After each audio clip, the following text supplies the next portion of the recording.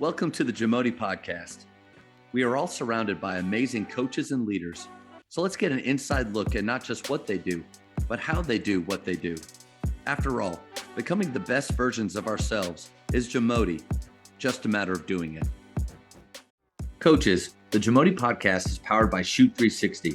The future of basketball has arrived in Dallas-Fort Worth. Shoot 360 combines the latest sports technology with the fundamentals of basketball skill development. The result is a one-of-a-kind video game-like basketball program designed to improve your shooting, dribbling, and passing. Visit shoot360dfw.com to learn more and register for your free 1-hour workout evaluation. Shoot 360, the future of basketball is here. Coach, I've been doing this for about 2 years now, a few hundred episodes, and I do think that might have been one of the most powerful moments or things that I've heard, because I feel like you really told the truth about what 99% of us really feel and think, but not many people talk about that. Not many people coaching is incredible. You and I both, at some point in our lives, we realized this is our calling, and it is that for many people.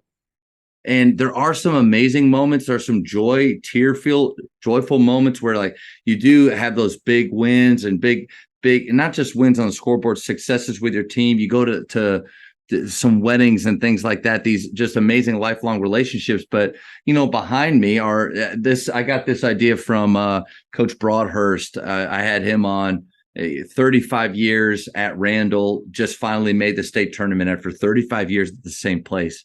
But he has all of his team pictures right behind him. And I thought that's a pretty cool idea. But you know what the truth is, Coach? When I look back at those on each team, there's a large handful of those guys that I don't really think they liked me. I don't know if they had a positive experience. I don't know. I really don't. But, did they get the playing time they wanted? Probably not. Did the team win as much as they wanted? Or did they have the career they wanted? Probably not. Were their parents, if they looked at me right now, would they talk about the fond memories, or I'm an idiot? I think that's the truth. And I don't know where I got this from or where I heard it from, but I think we have to understand that there is a level of pain and a level of suffering that comes with this profession. But obviously, if we believe that it is for a higher purpose, that we're constantly planting seeds that we might not see that grow, and not reap that harvest right now, but that it will happen at some point. But I just really appreciate you sharing that, because I don't think a lot of coaches talk about that. Yeah. I was a longtime assistant for 15 years. I was, as a player and as an assistant coach, I had every role in the program. I was, believe it or not, I'm going to throw this out first, I was a leading scorer on a team at one point in my childhood. If you had seen me play, I wasn't as good as you, but I've been the kid that set the bench. I've been the video coordinator. I've been the GA. I've been the operations. I've been the recruiting guy. I've been the player development guy. I've had every role on a basketball team possible. The only two roles when I stepped into this position that I've never had, and I'm still poor at this to this day, is that I had never been a head coach and I had never been hurt. So those are the two roles when I became a head coach that I had never been. I had been everything else. I had been the best player, the middle player, the walk-on, the scholarship guy, the volunteer assistant, the highest paid assistant. I had done everything else. And so when we make mistakes, so I had, when you think about an apprenticeship, I don't know if that's the right word, but when you think about the preparation that went into becoming a leader, because we all think that we're leaders when we're in different roles. And then you find out when leadership is really on your shoulders is when something happens and you are the one that people are like, Coach, what decision, what are we running out of this timeout? What are we doing with this kid who wasn't late, he wasn't on time, but he wasn't ready to go when you walked in the gym, all those gray areas. And then you start stepping into what we all talk about and read about is leadership.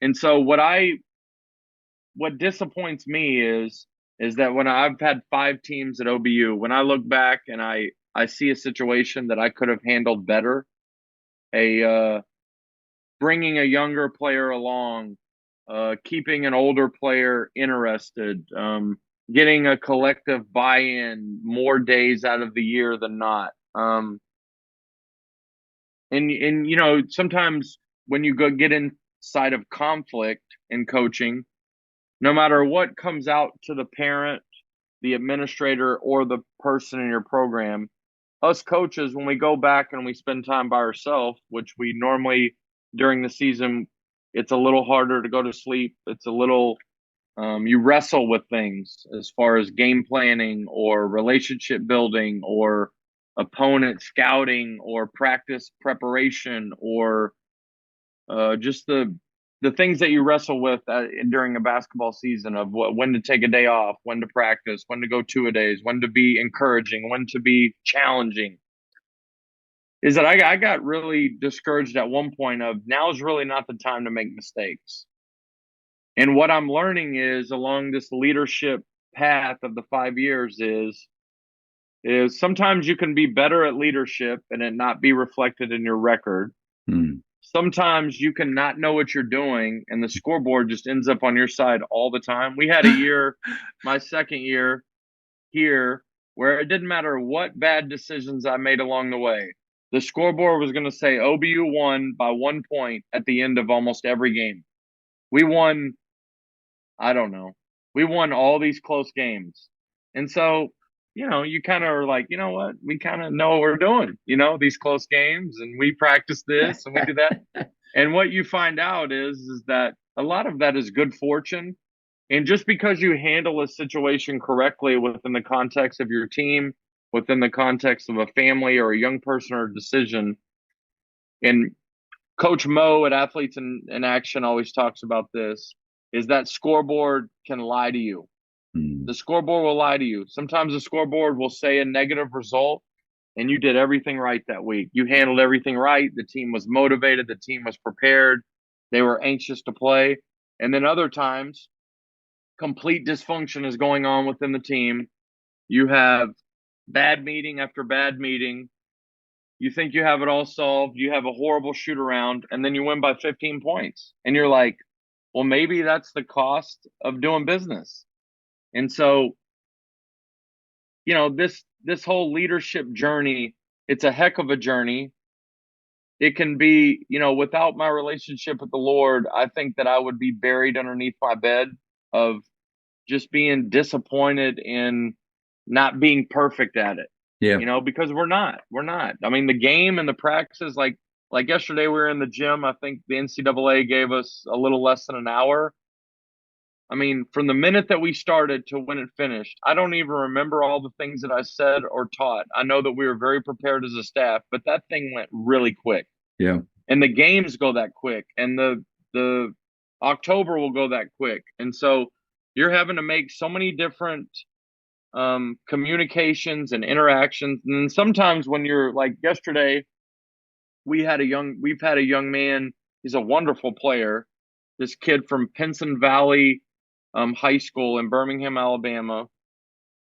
So right before he got here, his dad is the assistant coach, and you may have seen this on social media. But their point guard at their school tragically died on the court the week before he came to OBU. He's the number 1 or number 2 rated point guard in the state of Alabama. He had a wonderful summer. They were 28-0 at one point last year. Terry Connor is the young man. Junior is the kid in our program, but Caleb White is the kid who passed away.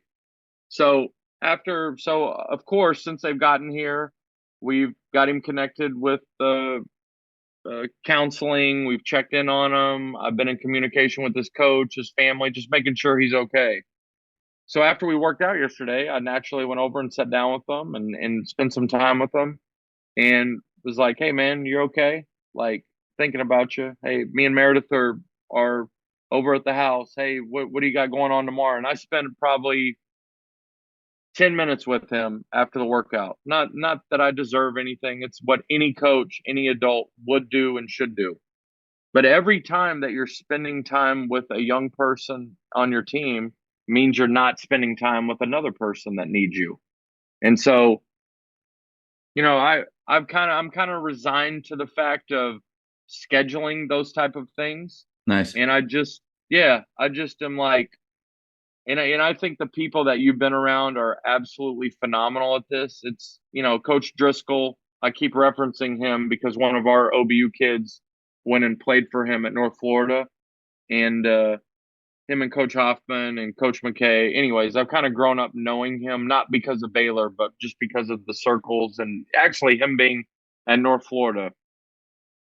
And so I feel like those guys are great at that. But even a guy like Scott Drew, he can't be everything to every person. Nope. And so us coaches, like I've got 2 assistants that are here. My 3rd assistant comes during the season. And so as I sat there and spent 15 minutes with Terry, well, there's probably several of the new kids or the returners on my team that could have really benefited from a word of encouragement from Coach Hollis or Coach Kyler or myself that I wasn't able to get to. And so I probably think that I probably spent the time with the kid that I needed to yesterday, but you can't get to everybody and you can't be all things to every player, but I sure would love to be. I would love to be. And then when you think about the needs of our players and the mental health of our players and the mental health of our staffs, you have the whole other side of it is, am I getting that person ready for when we play Oklahoma State? Am I getting the competitor in them ready to absorb that and be able to be triumphant in that? And so I think preparation is important when you go to practice. I think preparation is important. Like, people joke around about Coach Saban, that Coach Saban doesn't talk to anybody or go to dinner with anybody unless he has an itinerary about what to talk about and what to do. But even a man like that, he's got to be willing to, when he gets up to the office and things are happening during the day, I feel like as a Christian, just my own background and my own faith is that I when I'm really plugged into my faith is, Lord, just use me however I'm needed. Let me be a small part of someone on our team solving something today, and don't let me take this thing too serious, because it is just basketball. Thank you for checking out today's episode. Please take a moment to subscribe to this podcast, share it with your fellow coaches, and find us on social media for what's coming up next on the JAMODI podcast. It's just a matter of doing it.